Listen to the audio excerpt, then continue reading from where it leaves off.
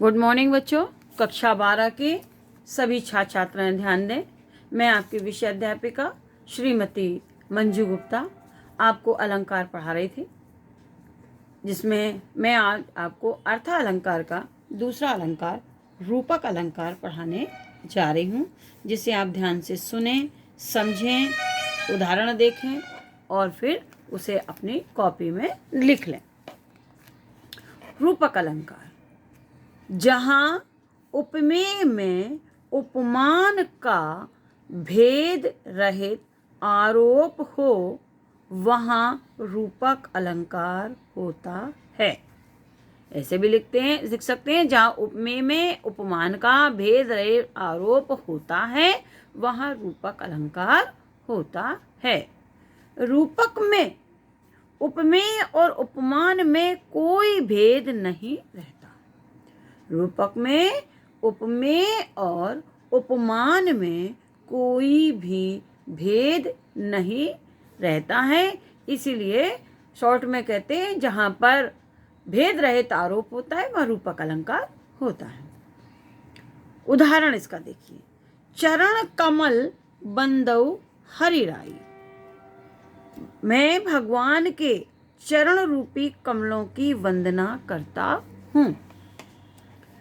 अब यहाँ पर चरण और कमल में कोई भेद नहीं है, उपमेय और उपमान में कोई भेद नहीं है।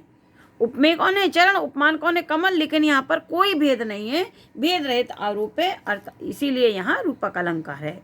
स्पष्टीकरण लिखेंगे, यहाँ चरणों पर कमल का भेद रहित आरोप है, अतः यहाँ रूपक अलंकार है। ये रूपक अलंकार हो गया। दूसरा अलंकार मैं आपको बताने जा रही हूँ, वह है उत्प्रेक्षा अलंकार। तीन हैं आपके। वैसे तो अलंकार बहुत होते हैं, लेकिन आपके कोर्स में शब्द अलंकार तो तीनों हैं, अर्थ अलंकार में केवल 3 ही है, उपमा, रूपक और उत्प्रेक्षा। तीसरा अलंकार है उत्प्रेक्षा। अब इसकी परिभाषा देखिए। जहाँ उपमेय में उपमान की संभावना व्यक्त की जाती है, वहाँ उत्प्रेक्षा अलंकार होता है। समझ में आया? जहाँ उपमेय में उपमान की संभावना व्यक्त की जाती है, वहाँ उत्प्रेक्षा अलंकार होता है। अब उत्प्रेक्षा अलंकार को पहचानेंगे कैसे? नीचे देखिए, मैं आपको बता रही हूँ। उत्प्रेक्षा को व्यक्त करने के लिए प्रायः कुछ शब्द आते हैं। मन, मनः, मानो, जानो, जानेउ आदि वाचक शब्दों का प्रयोग किया जाता है। ये जहाँ उत्प्रेक्षा अलंकार होंगे, वहाँ कविता में इन शब्दों का प्रयोग बेटा जरूर होगा। जैसे मनो, मनाहु, मानो, जानो आदि वाचक शब्दों का प्रयोग हो वहाँ पर, तो आप तुरंत पहचान जाइएगा कि यहाँ उत्प्रेक्षा अलंकार है। उदाहरण देखिए इसका। सोहत ओढ़े पीत पटु, श्याम सलोने गात, मनौ नील मणि सैल पर, आतपे पर्यो प्रभात। अर्थ समझिए, आपको स्पष्टीकरण अपने आप आ जाएगा।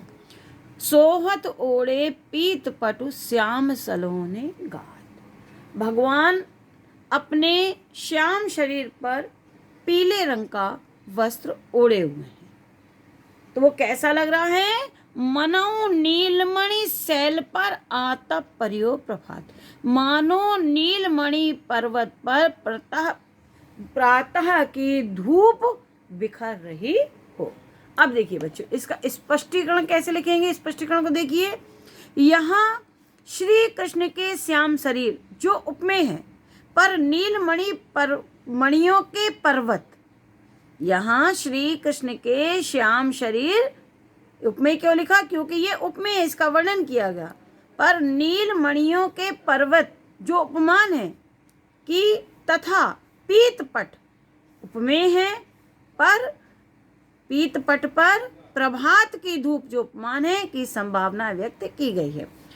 आप लिखेंगे, यहाँ श्री कृष्ण के श्याम शरीर पर नील मणियों के पर्वत की तथा पीत पट पर प्रभात की धूप की संभावना व्यक्त की गई है, अतः यहाँ उत्प्रेक्षा अलंकार है।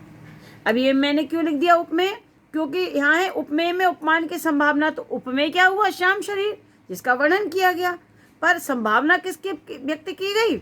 उपमान नीलमणि पर्वत है।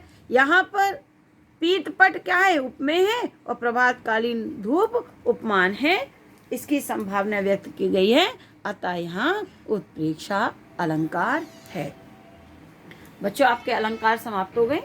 अब मैं आपको आगे का कल अगले दिन पढ़ाऊंगी। मैं आपको अगले दिन पाठ पढ़ाना शुरू करूंगी। उस पाठ को जो भी मैं पढ़ाऊंगी, जो भी मैं काव्य में पढ़ाऊंगी, अयोध्या सिंह उपाध्याय हरिऔध आगे, उसको आप अपनी कॉपियों में लिखते जाइएगा। Thank you.